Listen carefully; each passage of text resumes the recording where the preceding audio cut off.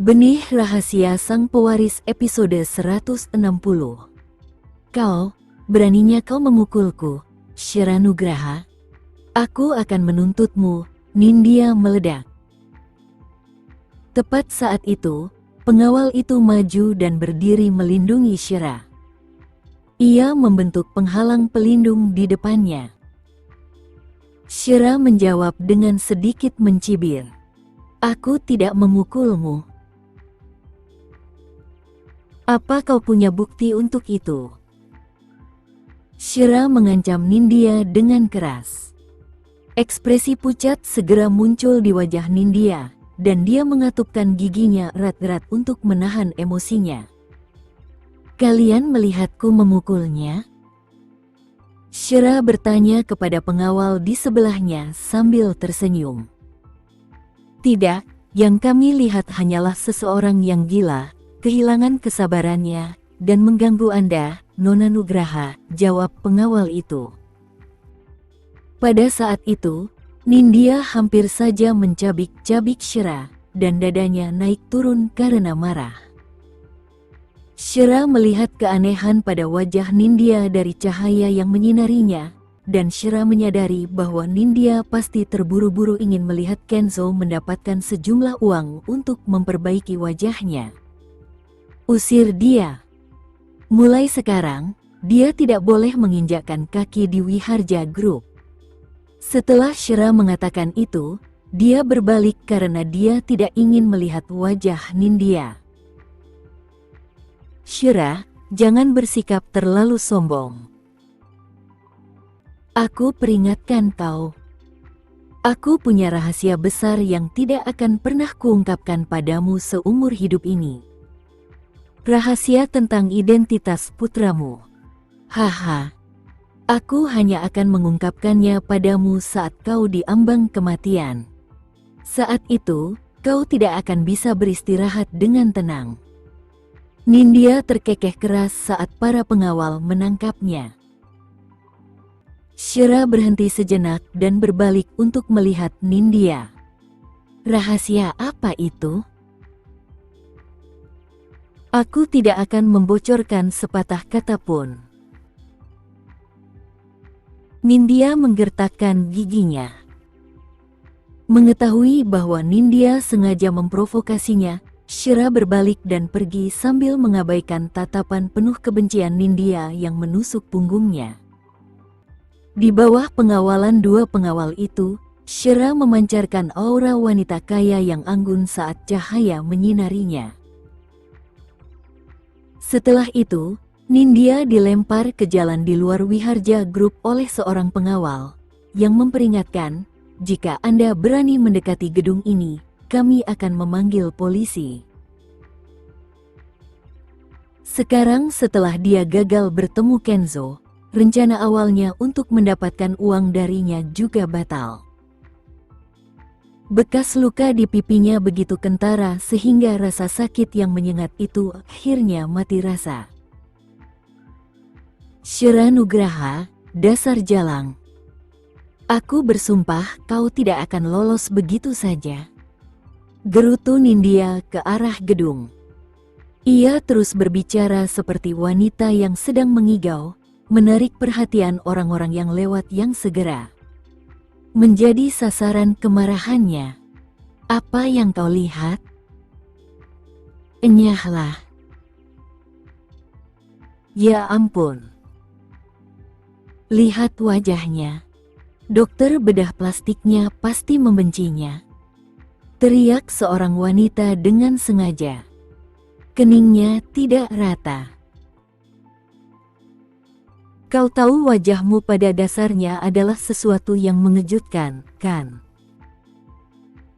Seorang wanita lain ikut berdebat. Apa yang baru saja kalian katakan? Nindya melotot ke arah kedua wanita itu. Memangnya kenapa kalau kita sedang membicarakanmu? Salah satu dari mereka membalas tanpa rasa takut. Kau pasti kabur dari rumah sakit jiwa? Imbuh wanita lainnya. Saat orang banyak mulai menudingnya satu atau dua, Nindya akhirnya tersadar dan menutupi mukanya sebelum buru-buru menghilang. Ketika dia melihat bayangannya di cermin di tengah jalan, kekurangan yang dia lihat di kamar mandi menjadi lebih jelas di bawah sinar matahari yang menyilaukan.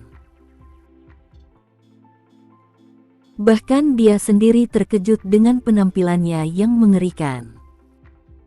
Aku terlihat jelek sekali di siang bolong. Rasa sesal merasuki dirinya bagai monster yang melahap seluruh tubuhnya. Meskipun wajahnya sebelumnya tidak terlalu cantik, dia tetap terlihat cantik dengan riasan setelah berdandan, berkat kulit porselennya. Namun, semua itu kini telah hilang. Dia bahkan tidak terlihat normal sama sekali. Aku butuh uang. Aku butuh uang untuk operasi. Nindya menutupi wajahnya dan terus memikirkan uang. Dia sangat menyesal karena tidak menarik beberapa ratus juta terlebih dahulu setelah menerima kartu Kenzo. Dia tidak akan pernah membujuknya. Seharusnya aku lebih pintar saat itu. Kemudian, rasa gentar mulai menguasainya saat sebuah pencerahan menghampirinya. Bagaimana jika Kenzo mengetahui bahwa Shira sebenarnya adalah wanita yang ada di malam itu dan bukan aku? Apakah dia akan menuntutku untuk membayar kembali beberapa miliar yang telah kuhabiskan? Bagaimana jika dia melakukannya? Tidak. Aku harus membawa rahasia ini ke liang lahatku. Karena Adam membantu urusan perusahaan dan Leon sudah mulai menghadiri kelas, Shira bisa mengambil waktu untuk bersantai. Dia agak bebas di pagi hari, jadi dia datang ke Wiharja Group berencana untuk menghabiskan waktu. Saat ini, dia berada di luar kantor Kenzo. Nona Nugraha, Anda harus menunggu sebentar karena Presiden Wiharja masih mengadakan rapat. Shira tersenyum. Tidak masalah. Aku akan berkeliling di lantai bawah. Saat Amor pindah ke lantai pertama gedung itu, dia mendapat kesempatan untuk bertemu mantan rekannya. Semua orang di Amor menyambutnya dengan hangat saat dia melangkah masuk kantor. Nona Nugraha, kamu sudah di sini. Nona Nugraha, kamu tampak luar biasa hari ini. Shira membalas senyuman sopan mereka sebelum menuju ke kantor Rianita. Tak perlu dikatakan lagi, Rianita senang melihatnya karena ia menyapa Shira dengan lebih tepat. Bos, Anda akhirnya datang menemui saya? Shira yang malu-malu menutup mulutnya sambil tertawa. Aku belum menjadi bos. Hanya masalah waktu sebelum kamu mengambil posisi itu. Rianita yakin dengan prediksinya. Alih-alih menyangkalnya, Shira hanya duduk dan memulai pembicaraan santai dengan Rianita. Bagaimana keadaan perusahaan akhir-akhir ini? Kita telah melampaui banyak merek perhiasan dengan pangsa pasar yang cukup besar. Itulah yang paling tidak dapat kita lakukan di bawah bimbingan Presiden Wiharja, bukan? Jawab Rianita sambil tersenyum. Namun, Shira sebenarnya tahu bahwa Kenzo yang selalu sibuk tidak punya waktu untuk mengelola Amor sama sekali. Pencapaian itu hanya berkat pengaruh Wiharja Group saja. Seolah-olah mereka telah berlayar di atas kapal yang kokoh, Amor akan mampu berkembang tanpa mereka berdua mengangkat satu jari pun. Oh, pameran perhiasan akan diadakan Jumat ini. Produk akhir rancanganmu sudah keluar dan benar-benar sempurna. Aku yakin itu akan menimbulkan kegaduhan hari itu, ungkap Rianita. Shira tak kuasa menahan rasa gembira setelah mendengar kabar tersebut, karena setiap desainer memperlakukan hasil karya mereka seperti bayi mereka sendiri. Jadi, bukankah orang akan bangga dan bahagia ketika anak-anak mereka memperoleh prestasi yang luar biasa? Kamu melebih-lebihkan. Rencana awalnya adalah menggunakan mosaik berlian, tetapi Presiden Wiharja mengatakan bahwa berlian dengan kualitas terbaik harus melakukan triknya. Ketika aku melihat produk akhir untuk pertama kalinya, itu sangat memukau sampai aku hampir buta. Sungguh indah. Shira bingung. Kenapa dia tidak memberitahuku? Benarkah? Kenapa dia melakukan itu? Shira tidak bisa memahaminya. Mungkin karena ini rancanganmu? Seru Rianita, yang sudah mencium sedikit perasaan Kenzo terhadap Shira setelah sekian lama bekerja di perusahaan itu. Namun, dia mencoba merahasiakan asumsinya untuk saat ini. Shira mengangguk. Aku akan memastikan untuk menghadiri pertunjukan itu. Aku tidak sabar untuk melihatnya sendiri. Kemudian, mereka terus mengobrol tentang Rianita, yang akhirnya menemukan cinta sejatinya, dan pernikahannya diperkirakan akan diadakan pada bulan Mei. Shira mengucapkan selamat kepada Rianita dari lubuk hatinya. Kamu mungkin akan menikah lebih cepat daripada aku, kata Rianita. Meski begitu, Shira tidak begitu yakin mengenai hal itu karena upacara pertunangan mereka dipastikan akan diadakan pada akhir bulan karena ketidaksabaran Kenzo. Setelah meninggalkan Amor, Shira pergi ke lantai tempat kantor Kenzo berada. Karena tempatnya yang tinggi, orang bisa menikmati pemandangan gedung pencakar langit di sana.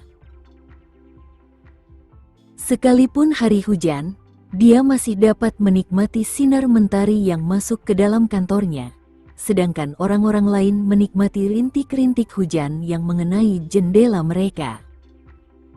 Tidak lama kemudian Kenzo kembali, lalu meletakkan dokumen di tangannya setelah melihat wanita itu di sofa. Kudengar kamu baru saja bertemu Nindya. Jangan hiraukan dia, hiburnya. Aku tidak peduli padanya, tapi aku juga tidak ingin dia melihatmu. Shira mengungkapkan pikirannya yang sebenarnya. Kenzo mengangkat tangannya dan berjanji, aku bersumpah aku tidak akan melihatnya lagi di masa depan. Shira tidak sepenuhnya bisa melupakan apa yang terjadi 5 tahun lalu. Ia harus menerima masa lalu, tetapi ada jarum tak kasat mata yang menusuk dalam hatinya untuk terus mengingatkannya akan rasa sakit itu. Apakah kamu sudah memberitahu ayahmu tentang pertunangan itu? Belum. Shira menggelengkan kepalanya karena itu adalah keputusan yang diambil tadi malam.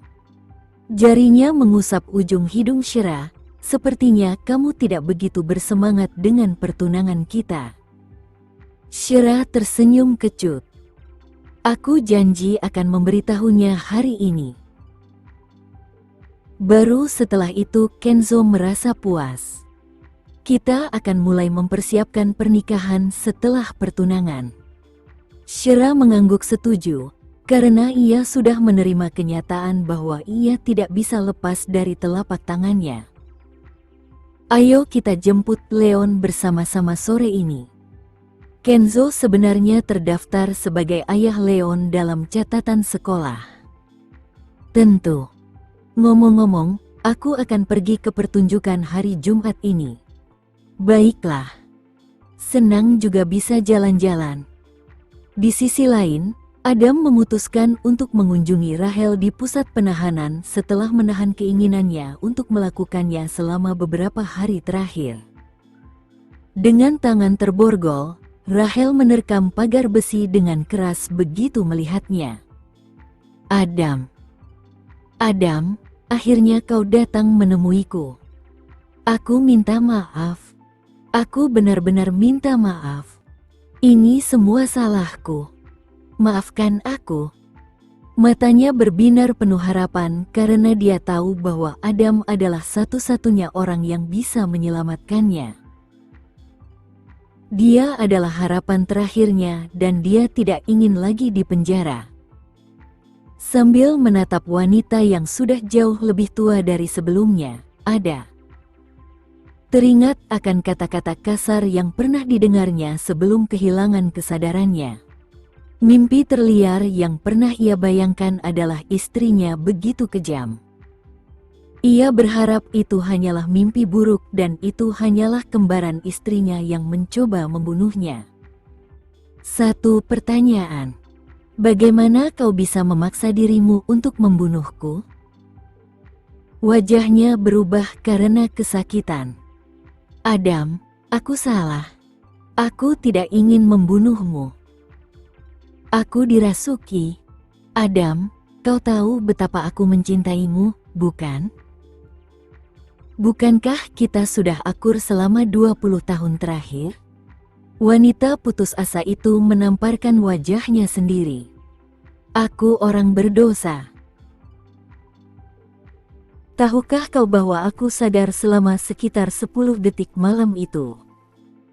Dan betapa sakitnya aku mendengar apa yang kau katakan kepada Livy? Tanya Adam. Wajah Rahel memucat saat mendengar hal itu dan dia menarik napas dalam-dalam karena ngeri. Dia masih sadar? Maafkan aku, Adam. Aku salah. Tolong beri aku kesempatan lagi. Bantu aku dan aku akan melakukan apapun yang kau katakan untuk membalas budimu selama sisa hidupku. Rahel rela melakukan apa saja hanya untuk meninggalkan tempat yang mengerikan ini. Adam menggelengkan kepalanya. Aku di sini bukan untuk membebaskanmu. Kau harus menebus dosamu. Adam, aku minta maaf. Aku salah. Rahel mulai merintih sekeras-kerasnya. Namun, Adam tidak tergerak ketika ia melanjutkan dan bertanya, "Dan apa?" Tentang identitas Livy yang sebenarnya. Aku yakin kau telah menggunakan darah Shira untuk menggantikan darahnya agar bisa menipuku. Kau telah menggunakan aku untuk membesarkan putrimu selama lebih dari 20 tahun. Dan beginilah caramu memperlakukan putriku? Kau tak berperasaan, Rahel. Bagi Livy, kamu selalu menjadi ayahnya. Dia anak yang baik dan dia mencintaimu. Rahel mencoba mengucapkan kata-kata yang baik untuk putrinya. Jika dia benar-benar mencintaiku, dia tidak akan berkomplot denganmu untuk berkonspirasi melawanku dengan mengubah surat wasiat terakhirku dan mengambil alih perusahaanku. Dan yang pasti, dia tidak akan membunuh seseorang hanya untuk menyembunyikan kebenaran identitasnya. Livy masih muda, itu sebabnya. Dia tidak tahu apa-apa. Tolong selamatkan dia. Dia putrimu. Pinta Rahel. Shira akan berurusan denganmu dan Livy sebagai wakilku yang punya hak untuk melakukan itu. Aku tidak akan ikut campur dalam masalah ini, ucap Adam. Saat kesadaran bahwa harapan terakhirnya telah sirna, mata Rahel membelalak karena ketakutan total.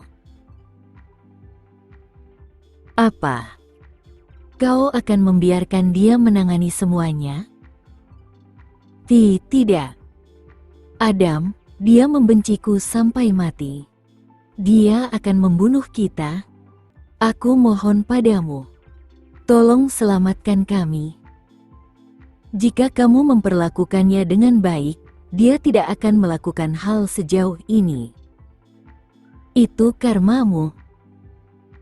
Sebuah kunjungan ke pintu kematian telah menjernihkan kabut dalam pikirannya. Adam telah memutuskan untuk menghabiskan sisa hidupnya dengan putri kandungnya dengan damai. Yang lain tidak mengganggunya sedikit pun lagi. Setelah mengatakan apa yang ingin dikatakannya, Adam bangkit berdiri.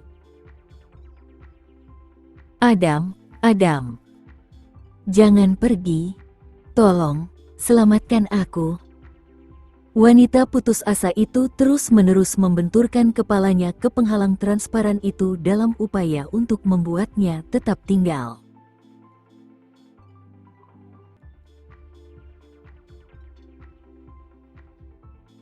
Sekian dulu ya video kali ini, kita lanjutkan lagi videonya di lain waktu. Oh iya, bagaimana menurut kalian? Semoga bisa sedikit menghibur kalian semua. Untuk teman-teman yang baru nonton, jangan lupa subscribe ya, hehehe.